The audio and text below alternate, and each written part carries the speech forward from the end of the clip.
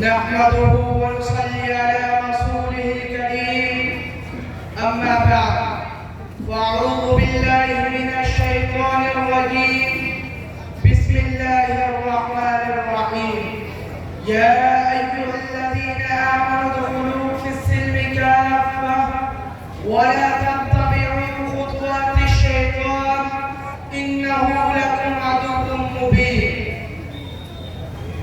محترم حضرات، میں اپنی خوش نصیبی تصور کرتا ہوں کہ آپ حضرات کے سامنے اسلامی آداب زندگی کے عنوان سے تھوڑی دیر گفتگو کرنے کی سعادت ملی ہے، اور میں نے بہت سوچ سمجھ کر مذکورہ آیت کا انتخاب کیا ہے، اس لیے کہ اس آیت میں مسلمانوں کو حکم دیا گیا ہے کہ جب وہ اسلام میں داخل ہو تو پورے طور پر مکمل اسلام میں داخل ہو.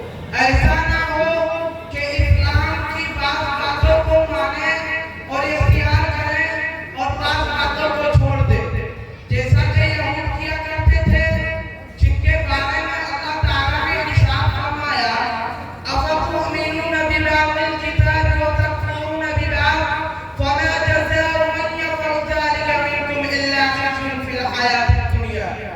کیا تم مانتے ہو کتاب کے بعض حصہ کو اور انکار کرتے ہو بعض کا؟ تم میں سے جس نے ایسا کیا اس کی جزا دنیاوی زندگی میں رسوائی ہے. اس آیت کریمہ میں یہودیوں کی نفس پرستی اور منمانی کو بتایا ہے، پھر اس کا نتیجہ بھی بتا دیا ہے کہ دنیا کی ذلت و رسوائی سے سامنا پڑے گا. یہودیوں کو اللہ تعالیٰ نے ذلت و رسوائی کی علامت بنا دیا. وہ اپنے بدعقلی بے عملی کے سبب مغلوب مردود ہوئے. مسلمانوں کو ایسی حرکت سے بچنے کی ترغیب دی گئی ہے، ان کو کامل مومن بننے اور ہر اعتبار سے مسلمان رہنے کا حکم دیا گیا ہے. برادران اسلام مکمل و جامع دین ہے جس نے زندگی کے ہر شعبہ کو مکمل کیا ہے، اس کے ہر پہلو کی اصلاح کی ہے، کیونکہ وہ ہر انسان کو مومن کامل دیکھنا چاہتا ہے. لہذا وہ صرف اصول بندگی پر اکتفا نہیں کرتا بلکہ آداب زندگی بھی سکھاتا ہے. ایک ساتھ رہنے کے آداب، کھانے پینے کے آداب، گھروں میں داخل ہونے کے آداب،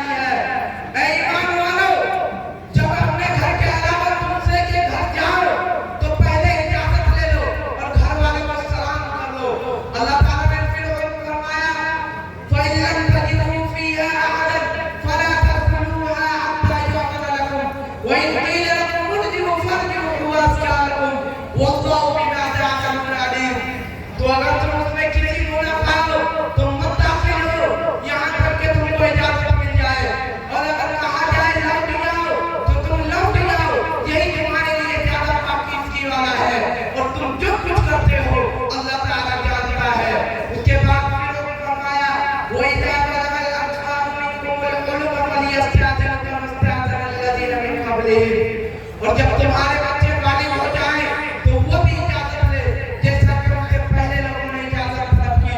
बिरादरान इस्लाम, ये है इस्लामी आदाब जिंदगी जो घरों में आने जाने के मुताबिक बयान किए गए। वमा तौफीक इल्ला बिल्लाह।